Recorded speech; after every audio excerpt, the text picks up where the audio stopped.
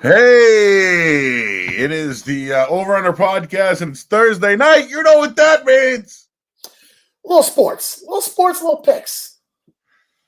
That was a wrestling reference, Dan, for those who Yeah. didn't get it. Well, there you go. Went right over my head. Right over my head. Classic. You went along with it. You know, it's the saying is it's Wednesday night. You know what that means, which means there's wrestling. So now there's Thursday night. So you know what that means. There's football. There's games to bet.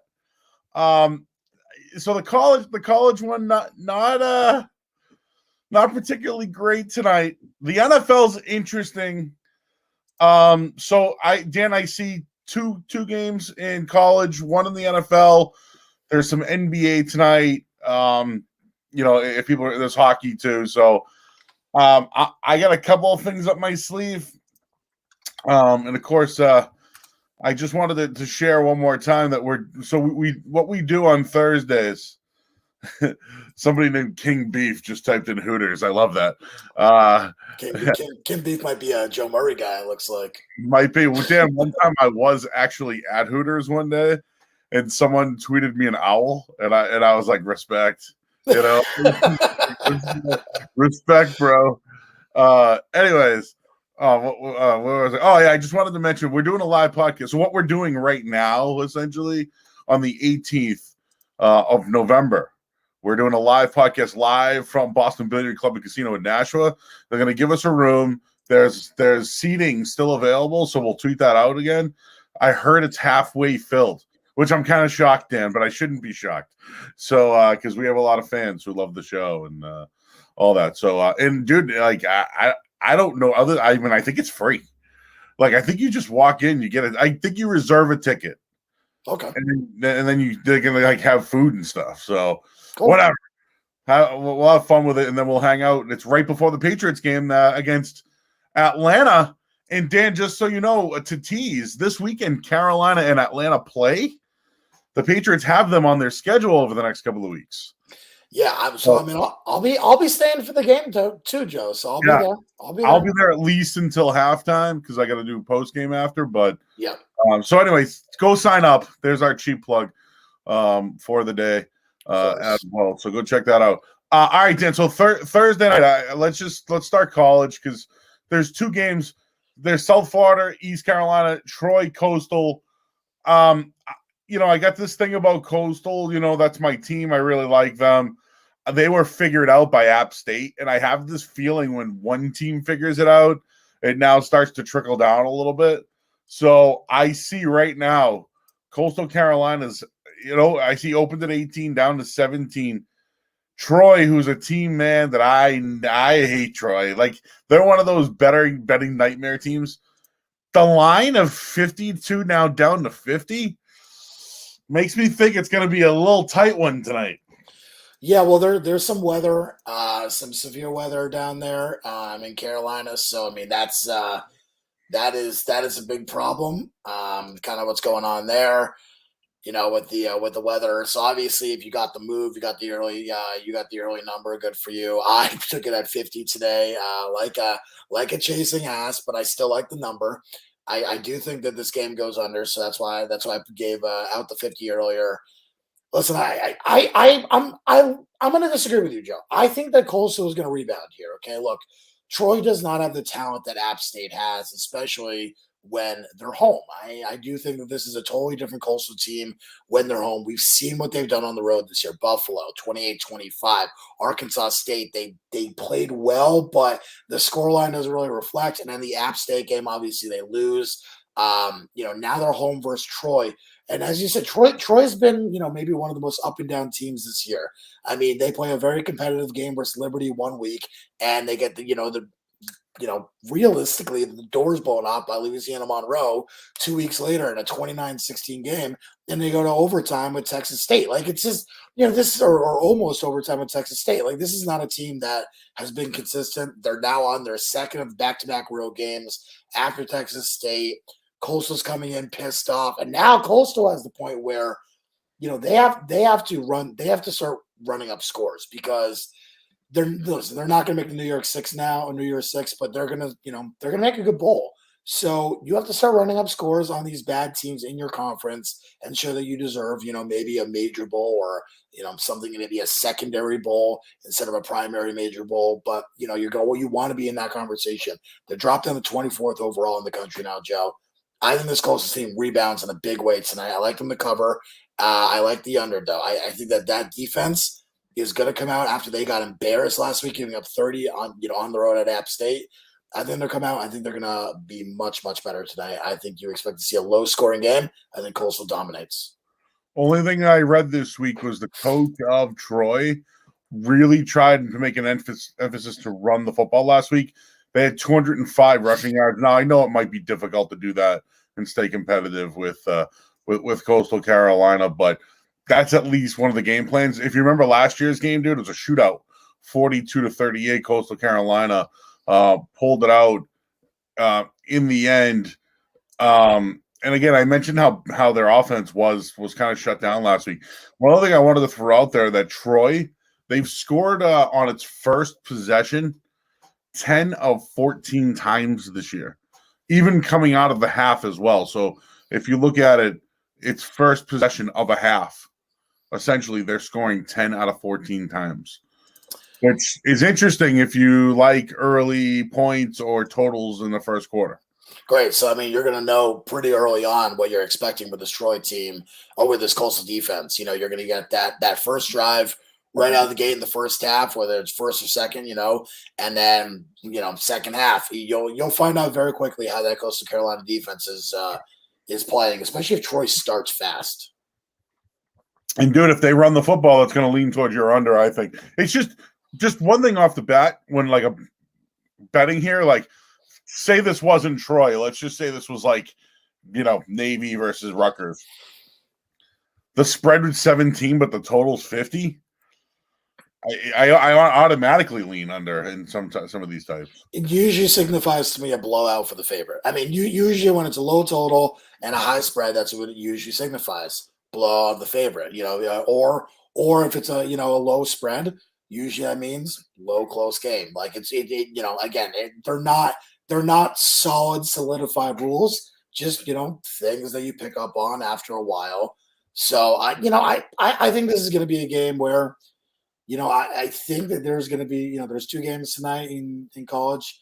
I'm sure Coastal will still be a public side. I'm sure that they're going to get a lot of the money. Books will probably need them. I just think Coastal rebounds in a big way. Troy on the back-to-back road spot. Coastal's at home. Really, after a really disappointing game, I think this is an angry Troy spot. I think angry Coastal spot. I think you see the, you get the revenge of the Chanticleers today. So we'll see what happens. I'm not going all in on the Chants, but I do like me some under. And that's where I'm at 50. All right, Dan's going to pick on one game. Let's go over to the Thursday nighter. It's coming up at 7:30, just less than an hour because our podcast time changed today. So whatever. Hey, you ready for this one? This is somebody we talk about on the podcast almost every week, right? Holton Ahlers, right? Yep. Every week we talk about him and his 8 yards per play and his little lefty big ass throwing it all over so like this guy's now turning into like, lefty famous, like a Shane Falco from like the Replacements. You know what I mean? Who's the hefty lefty? The Jared Lorenzen, right? Like, I'm not saying he's big like those guys, but this is the lefty guy now that I'm now into, Dan. He's like that type of guy, and I like he's like got that build. You know what I mean? But anyways, so I like East Carolina. I like East Carolina. South Florida has always blown. Now they have covered a few spreads where I thought that they'd get destroyed. So be careful on that one. But they've allowed 3 opposing offenses to crack 300 yards through the air, they give up 262 yards per game. Right? Like now Temple, I don't know what happened with that. 180. They're a better team than Temple. That was, in my opinion, one of the better spots of the year was South Florida against Temple. And dude, I will tell you this: generally, when they're a low spread, they're a team to bet. I've always faded. Last year, they were a wicked fade. But I mean, we've watched East Carolina play. Like they're not bad. They're in every game. They compete. So like and like they play Houston recently. They played like Central Florida, dude. Like they've played well. I don't think their defense is terrible. So again, I don't like South Florida. This is a fade situation. This is more of a love situation for Ahlers. So give me 9.5 at home tonight for the Pirates, baby. So that is also the side I like too. And initially, I'll be honest with you. Initially, when I looked at this game, I thought, okay, this is a good South Florida spot. But the more I looked into it, the more I disagree. South Florida coming off a big win versus Temple. Now they're on the road at ECU. Now, let's be fair. They played very well at home. Okay, they covered versus Tulsa, almost won that game. Probably should have won that game outright. They even played well on the road against BYU. Lost that game by 8. It was a look ahead spot for BYU though. The other two road spots for them this year have not been good. They lose at SMU 41-17, lost at NC State 45-0. So, I mean, they've shown up 1-3 times, which I think you have to give them credit against a team like BYU, who was really, really good at that time. They were rolling undefeated. Here's my problem right now. You take a look at East Carolina's body of work, okay? They're 3-4. Their 4 losses are to App State, South Carolina, and then on the road at UCF and Houston. So App State, we just saw they just beat Coastal Carolina. App State's a very good team this year. They have been consistent. They have found quarterback play with Chase Bryce, which I'm shocked that he's been as consistent and good as he is, but he has been. True. The South Carolina loss looks a little bit worse just because that team has not been great this year. But nonetheless, SEC team facing a Group of 5 team, not a far travel distance, Carolina to Carolina. I mean, probably an hour, couple hours, whatever it is. I'm not going to look it up. But, short travel distance. You lose at UCF. I know backup quarterback, but this is a team that just laid the ass kicking to Memphis, okay? So you lose on the road at Florida and on the road at Houston by 7. You cover that game. That's an overtime you had a chance to win. So this East Carolina team has really had a pretty good body of work, and their 4 losses are 4 pretty good losses. And again, you lose, you fucking lose. But you take a look at the body of work, it's been pretty good. They also have a good win at Marshall where they came all the way back and won that game. So, yeah, I think the spread's a little low. I was surprised that when I started looking more into this game that, this was not a 12, 14-point spread.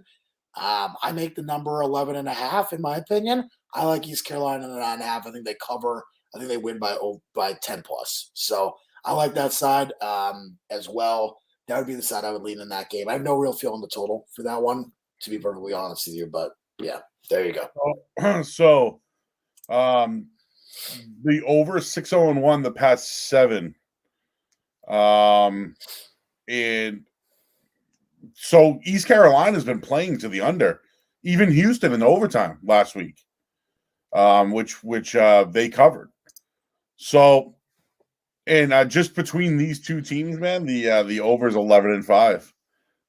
So in a 16-game sample, going back to whenever the fuck, right? It's gone over. It's Thursday night too, and I'm not playing with the total. So just on this one quickly, was the South Florida win against Temple more impressive than taking Houston to overtime and covering? No, I mean, I thought South Florida was the right side of that game. I thought they were the better team. I was surprised where the spread was. As we got further into the week, I liked them even more. And so yeah, no, I really really liked South Florida last week. So no, it was not, at least to me, in my opinion, I didn't think it was close to a surprise. So I was not surprised. That's why I'm kind of going East Carolina. Like I feel like this is going to be their coming out party on a Thursday night against a team that really surprised. I mean, maybe not surprised, but played well and is now wants to, grow off that. This could be an opportunity for East Carolina to hey, no guys, like you're still USF, but I like this kid. I think he's gonna have a big night. So I'm rooting for the guy. He's like, remember when I loved little Jordan Humphrey and it was just because of his name, Yeah. At least I love this guy because he's a lefty. And he's like, he's tough. You know what I mean? He's like I don't know. I respect the guy. So, I'm going to put money on that guy tonight. Okay. So, all right. We got 2 picks there, Dan. Quickly, can we do NBA because the game starts soon? I do want to give out a play on one of the 7 o'clock games. Pistons 76ers. Give me the under. Or sorry, excuse me. I apologize. Not that wrong game. I'm silly. Yeah, no, ignore that. I was gonna. Never mind. We don't have to do the NBA.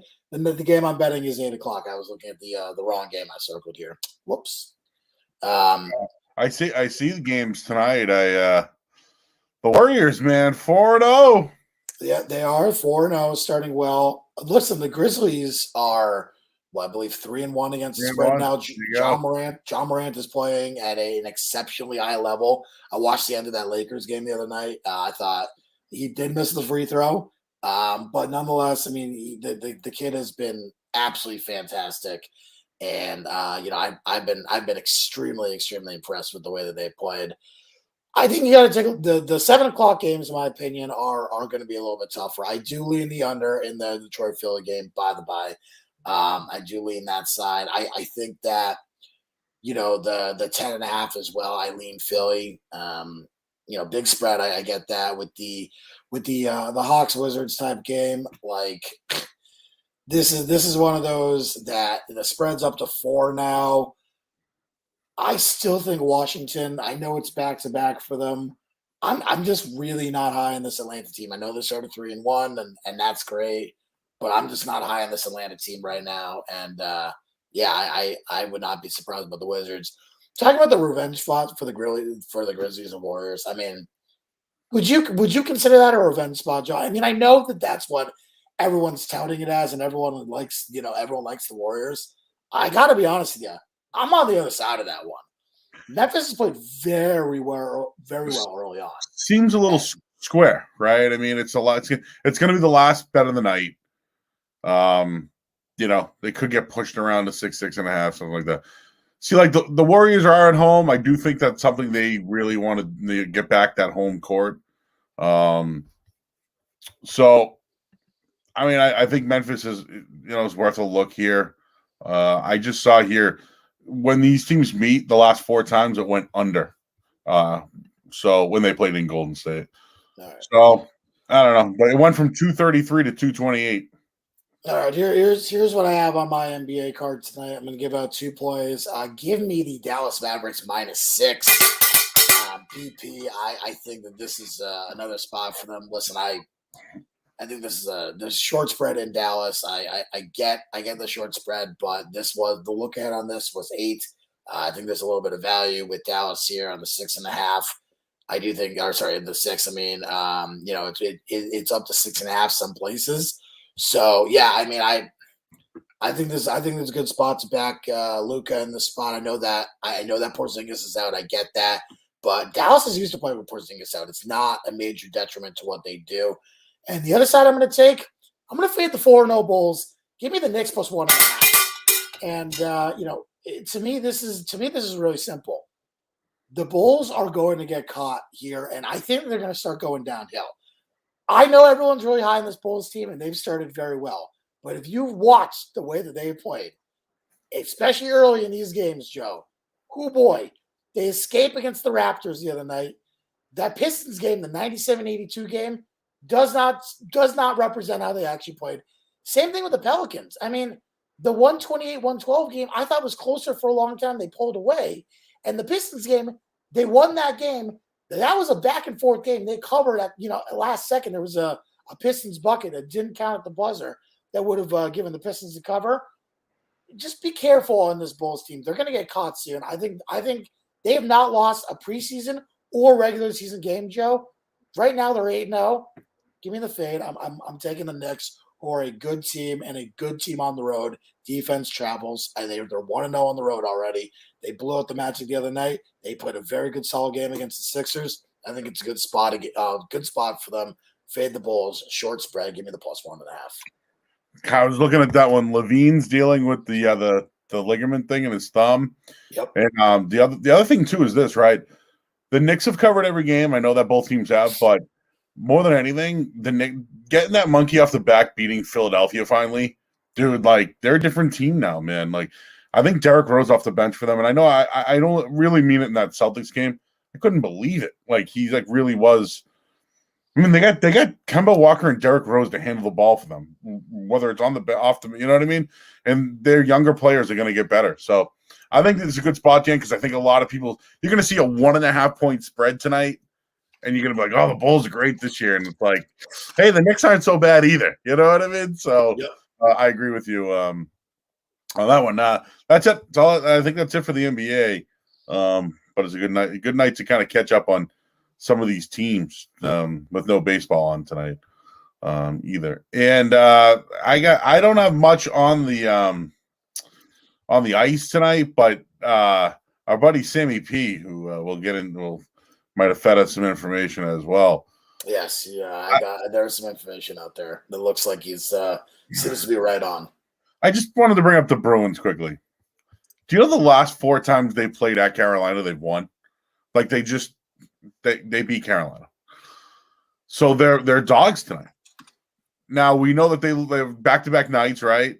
Last night they didn't play well. They're going with the other who are they going with tonight? Swayman. So I don't know. I don't know if they lose back-to-back and Carolina's 5-0 to start the year. This might be a game where someone on that first line. So I don't know if I want to do an individual prop, but I kind of feel like this is a good spot for the Beast tonight. Okay, I mean, listen, I'm going to be honest with you. I haven't started hockey. That's my plan for next week. It was going to be this week. I delayed it. Yada yada yada. I will take a look at the hockey next week. I'm not going to talk about something that I don't have the knowledge for. So you know what, Dan? I appreciate you being honest with that. Yeah. And the Bees have had a weird schedule. Just got to throw that in there. So be careful when you bet.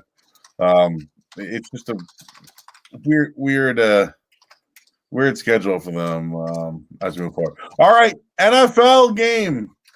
Good. We talked about this morning. Oh wow! Okay, yeah. We love those guys for those reading the chat. You should actually, yeah. Okay. So they must be a listener of our show, Dan. So, anyways, tonight's Thursday night football game. We talked about it. Aaron Rodgers in prime time. He's one of the most favored players ever. 8-1 last 9. I mean, we know he gets all those breaks. We talked about that Lions game with Trey Flowers. Remember that thing was a disaster. Yep. But he's come through in these situations. But can he come through tonight without Parker, Lazard, and I don't know, is Scantlin going to be out too? Like it's, at one point, like I know the numbers have been there before, as you mentioned, Dan, without Parker. So I just Arizona, I really like them this year. Like I think they're going to horseshoe up their ass, and they're a good team. And the Watt injury, I don't know what it does to them, but them on a Thursday night after watching what happened with Murray a week ago, I just don't like the 6.5 number here. It's all about the number. I just don't like it. It went from 3 to 6 all because a couple of players are out.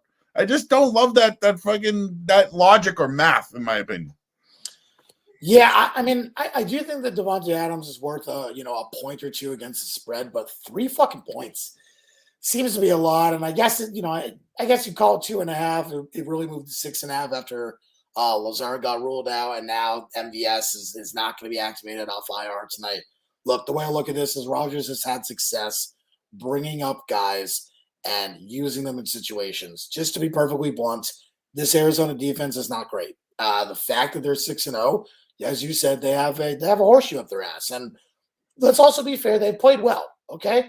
This is not just a lucky team. There's a reason they're 7-0. You don't just get 7-0 by pure luck. But this is also probably a team that should have lost to the Jaguars week 3, should have probably lost to the Niners week 5 if there isn't bad coaching from, Kyle Shanahan and Urban Meyer, which, of course, there was just horrible coaching there, and probably should have lost to the Vikings week 2 if they kick the field goal and make it. So, we're looking at a 7-0 team. They could be 4-3 or 5-2. Realistically, I still think it's a good team. The biggest problem with Arizona, they can't stop the run. My guess tonight is that instead, they're probably doing 7-man box. Do you want to commit to stopping Aaron Jones and AJ Dillon? Or do you want to make Aaron Rodgers beat you with the weapons he has around you, whether it's Robert Tonyan Randall Cobb. Like, you know, you might see some Josiah Deguara tonight. Like, is that what you want to go with? Do you want to make Rodgers beat you with those weapons, or are you going to let them run the football? Because if you are going to let them run the football, I think Green Bay is going to be in this game.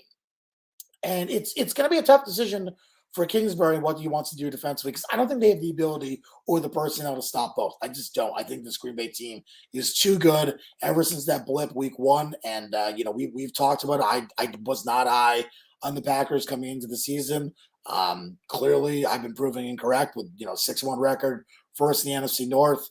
But, I mean, at this point, like, you know, what do you want to do here? You know what I mean? It's going to be pick your poison for Arizona.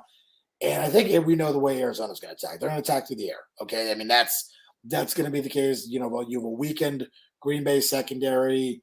You know, Hopkins is going to play probably not 100%. You saw his reception prop was 5.5. Usually that's 7.5, 8.5, most normal games. You know, short week. Murray took a hit. Like, it's not great for Arizona. And here's the thing. You talked about the number. That number really never hit 7. Now it hit 7 at Circa in Vegas for a little bit.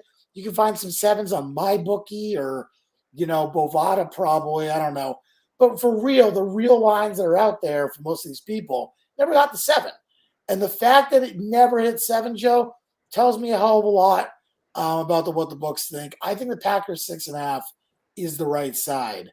If you're asking me, should I buy it to 7? I mean, that's really up to you. I know there's a lot of people who have asked me about that.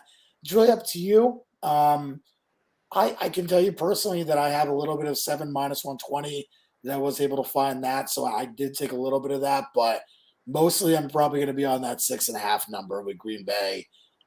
You know, which is the side I like. I'm not going to PP it. I don't love it. I genuinely did take some Arizona -4 earlier in the week. So I'm kind of hedging back a little bit, maybe playing a middle, but I don't think this is going to be middle. I think Arizona either wins by 1 or 2, or Green Bay, you know, wins outright, or Arizona just absolutely kicks the shit out of them. So I don't think bookmakers have to worry about getting middle here. I don't think it's going to happen, but we'll see. I lean Green Bay. I like the over as well. Yeah, I wanted to save this game because the inactives just came out. So it looks like right now Jalen Smith, Kevin King, they're out, but and then Preston Smith's going to play. He was out last week, so he's going to help them at linebacker for Green Bay. So yeah, it looks like besides the guys being on the COVID list, everyone else is playing for them. And then Isabella's out, which I don't know if that even means anything anymore. No, and, yeah, not a factor at all. So there you go. So those are your inactives in this one. It's just, for me, it's a number. Like you mentioned, it hasn't gone to 7 yet. Started at 3.5. I mean, these are two good teams. Green Bay hasn't lost since the opening day, right? I mean, since that terrible loss. And I'm trying to see where the money's at in this one. Let's see. Packers are 8-2 against the spread. Their past 10 games. They've all gone over, Dan, to your point. The Cardinals are 7-3 against the spread, 8-2 their last 10, but it's gone over 4 out of 10. So I mean, I think that's kind of, you know, maybe they try to run the ball a little bit more than that. I don't know. But the Cardinals' running game has improved, right? James Conner has been getting more. And Hopkins is playing, but I know he's hurt. Yeah, I mean, Connor has been a really good compliment to Chase Edmonds and kind of what they want to do there. I think they did a good job.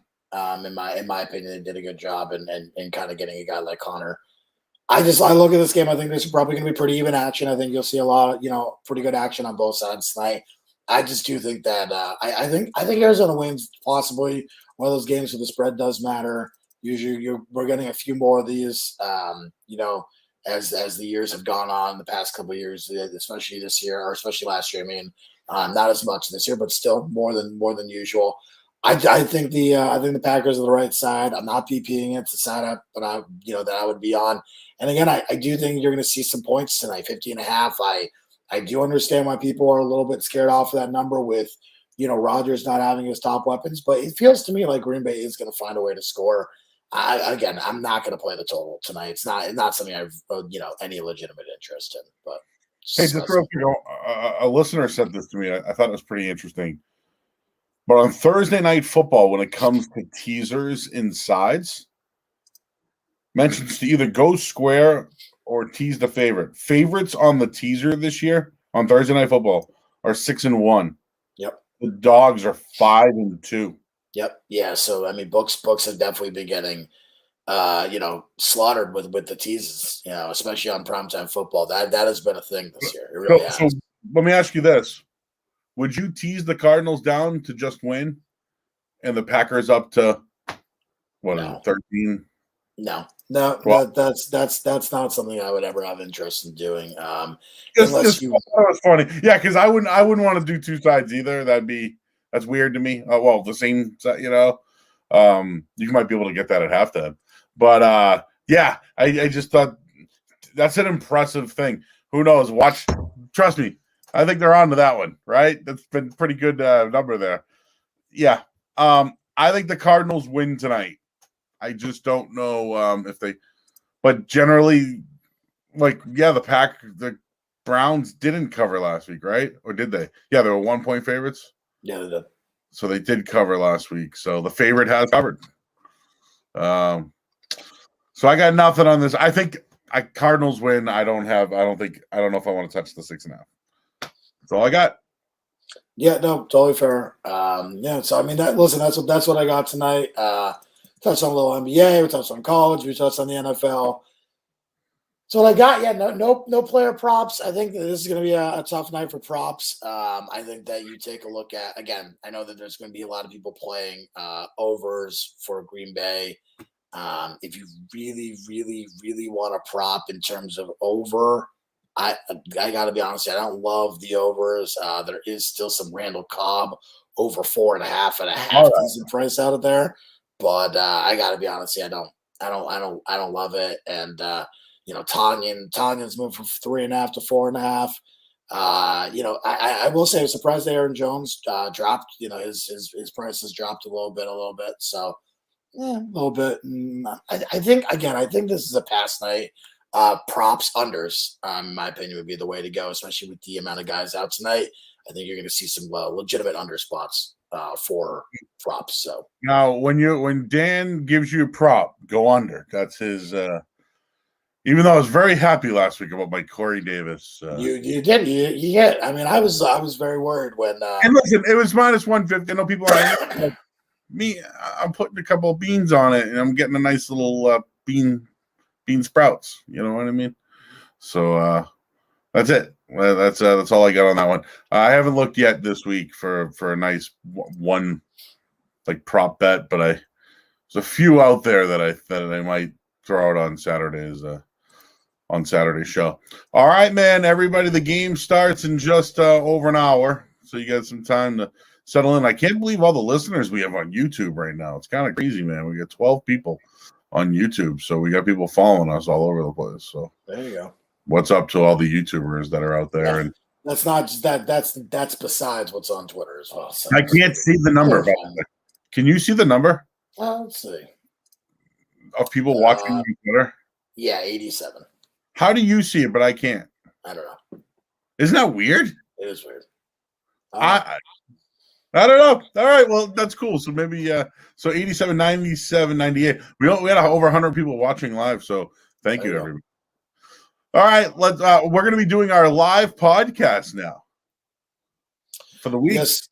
Yeah. So we'll be dropping that. That will be out tomorrow morning. I will set it hopefully for 9 a.m. It'll be out tomorrow morning for everyone to listen to. We will go through all the college games, take a listen, and hopefully we'll be done and out of here by 9 o'clock the way this is going, Joe. So let's get out of here. Just to give a tease, some big games this weekend. So yep. I know. All right, we're getting out of here. We'll get through the live podcast. You'll hear it soon. And good luck with your Thursday night picks. That's it.